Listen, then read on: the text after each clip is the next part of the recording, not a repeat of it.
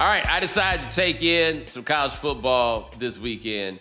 Just want to throw this out here about the college football right now.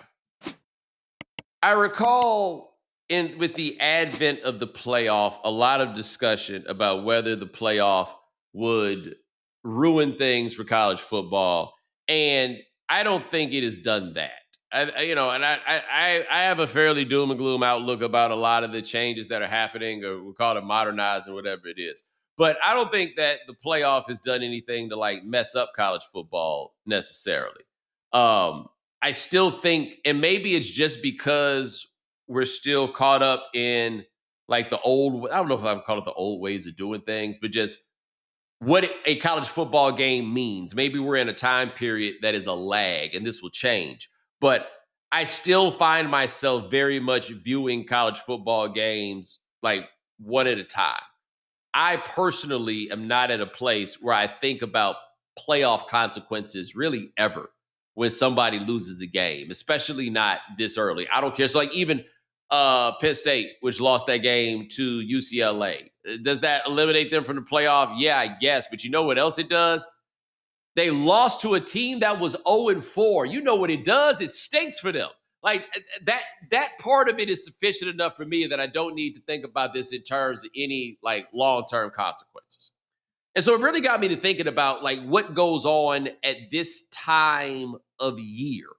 And I don't know if this is a function of the playoff. I don't know where this comes from, but I very often feel like this time of year, what is often or should be interesting about it is the teams who win. And when I say the teams who win, you wind up with teams in this, like at this current time, like for example, Indiana, which apparently, Ryan, last year's Indiana this year's Indiana is Indiana. That seems to be the case. That like what Indiana was last year is also Indiana this year. Yeah, I think they're top 10 ranked. They're doing it somehow, some way. When they put that hurt to Illinois, like that's the thing. It's not just that they're doing it; they're not just scraping by people. Like we saw with Vanderbilt and Alabama, for example, over the weekend. They're not big enough. Correct. Right? Like they did that was an Alabama like win the way they used to win. They just leaned on people. Yeah. Like it was amazing that Vanderbilt played, I thought, as good a game as you could ask for Vanderbilt to play. But I was out there. I'm like, yo, it's amazing you're doing as well as you guys are because you guys just aren't big enough. Right? You're not. Indiana looks like a Big Ten team right now. And maybe it'll be different, right? They'll get like they were in the playoff last year where they played against Notre Dame and they looked a little bit overwhelmed or whatever. But this time of year is often like you go through the top 10. It's Ohio State, Miami at number 2, Oregon, Ole Miss at number 4, right? Like that is a team that becomes more interesting because Ole Miss is never at number 4. Texas A&M at number 5. Wow, I wonder how they're going to wind up getting back down to 8-4. Good gracious, it's going to take hard work, but I'll never put it past them. But you look at teams that are surprisingly good and look at where they are. Like, oh wow, I can't believe that team won. They continue to go. This week, I was just fascinated by who lost. And not just like simply by who lost, but how it was that these teams managed to lose and what the kind of consequences were of them losing. Like we could start with that Penn State game. I can't believe they lost that game. Penn State losing that game, I feel like, and I could be wrong about this, but for a number of reasons, some of them absolutely being James Franklin's fault, I think that he is a bit of an easy target. And I guess he has racked up that terrible record in those games against, teams in the top 10, top 20, whatever it is, right? But this is a game he never loses. No, that's what I'm saying. These are the ones he wins. Like Mac Brown was a guy like that, where you may not win the it could go either way games, but he's going to win the games that he's supposed to win. Losing a game as a 24-point favorite in college football is almost impossible. I mean, UCLA got blown out at the Rose Bowl by New Mexico. I think I saw that they hadn't led all year. I mean, look, I understand that they change coaches and you get a boost or whatever that is, but that's a team that had and look, Penn State did not look bad in that game that they lost to Oregon. No. They went to overtime. They just lost, right? They lost that game. And look, college kids, man, a game like that going to take something out of you. But it never dawned on me that they couldn't come back out here and beat UCLA. And they were down 27-7 at half. How was that? Like, that's on the coach. And look, that's on the coach, even understanding that there's certain there are limitations to what it is that the coach can do. But I don't know what anybody would have had to do to win a game to be more interesting than Penn State losing that game. Case in point, Miami looked really good against Florida State. And they look like, again, Cristobal taking the Saban formula and applying it at Miami. Okay. And also fixing Carson Beck from all the struggles he had last year. And, he comes great in, he almost looks like, he looks like the number one pick in the draft. Right. Like, you look around at who the other quarterbacks are, and, I had not seen much of that Mateer dude that transferred to Oklahoma. Carson Beck in that game looked like a guy that I know what it looks like when you go take a guy number one in the draft. Like, the first time I saw Anthony Richardson play in college, I was like, I don't know how good he is, but I know he's going to make a lot of money, right? Like, what a first-round pick looks like. Carson Beck, once again, looks like a first-round pick. But that's not as interesting as Franklin taking that L in that game. Or Belichick. My God. They could have scored 80 points against Carolina if they had wanted to. Did it feel to you like Dabo just decided we go put the screws to him early just to show him that we can, but I'm Dabo's sweaty man of God, so I'm gonna show some love. He looked like he had to show forgiveness to himself for running up the score. They are so bad. Like, what's happening at Carolina, they got so much attention early. And they had planned for this game to get them a lot of attention. But it still did get a lot of attention, I think. Because yes, it's a noon kick. But if you're flipping channels at noon and it's Clemson and Carolina and Belichick's there and you haven't been watching, hey, let me drop in here and see what's going on. Carolina did not have their starting quarterback, but there's no excuse for them to be this bad. And the only reason that they're this bad is the reason that I tried to tell y'all was going to be the biggest issue with this team coming into the year, which is talent identification. What did Belichick in at the end in the NFL was he could not properly identify talent, and he made his general manager a guy who is a bad general manager in the NFL. They moved into this whole new world that they don't know anything about.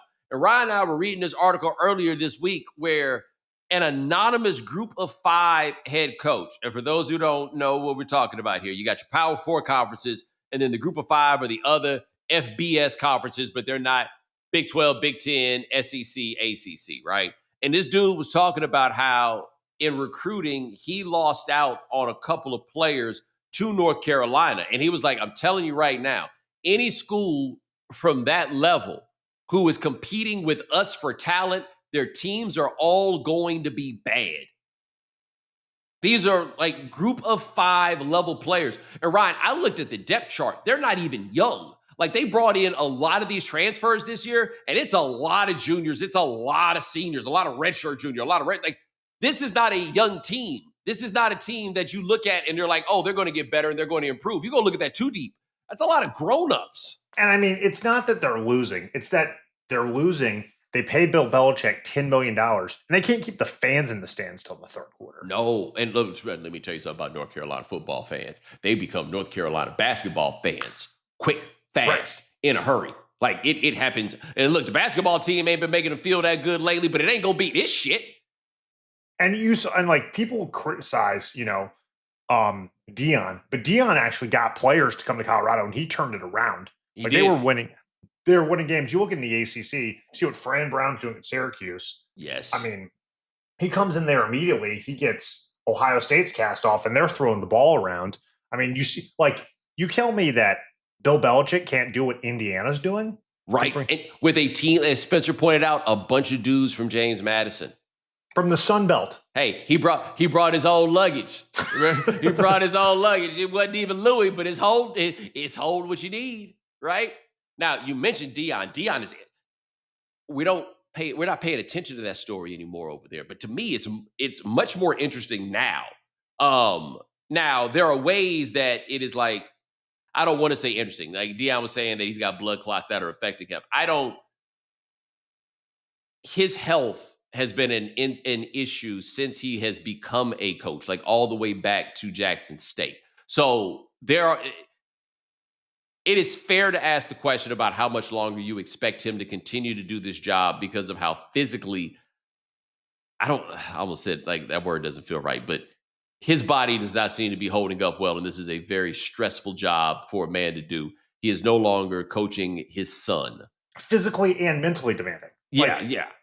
It's like a that, lot. It's, like that, people, we always talk about the stress college football coaches go through during their schedule, their insane workloads. And that's not for people dealing with blood clots so bad they're wearing one shoe on the sideline. Right. Like he's in a tough place. But let's say none of that was the case, right? Let's say that Deion Sanders was perfectly healthy. This team is not good. This team is probably not going to be one to make a bowl game. One of the points that you're seeing being made a lot about Belichick is you don't get time to be bad anymore, right? Like there was a time that Belichick could come in and say that he was overhauling the program and they could maybe go out here and be 2-10 and you give yourself a chance to rebuild and put it together. And that time wasn't really that long ago. With NIL and the ability to go get people and get some bread and immediately restock that roster, people ain't waiting that long for you to figure this out. Now, to me, Colorado with Deion becomes interesting because, look, I don't know how anybody else feels about this, but I feel confident that if you give Deion Sanders a budget that is adequate and competitive with his peers, they're going to have a roster, right?